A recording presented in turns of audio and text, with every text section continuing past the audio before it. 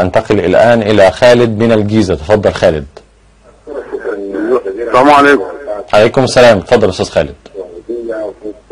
لسه سيادتك ما سامع من التلفزيون ان انا صوتي وصل القناه.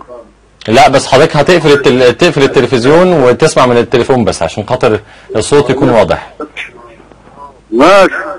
انت على الهوا دلوقتي، اتفضل قول اللي انت عايز تقوله. انا على الهوا دلوقتي. طبعا انتوا بتتكلموا دلوقتي وقناه الجزيره الفتنه اللي خربت افغانستان وخربت فلسطين وخربت ليبيا وخربت الدنيا بالاخوان الخونه.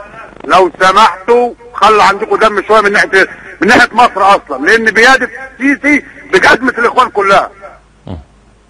طيب انت عبرت عن رايك بوضوح.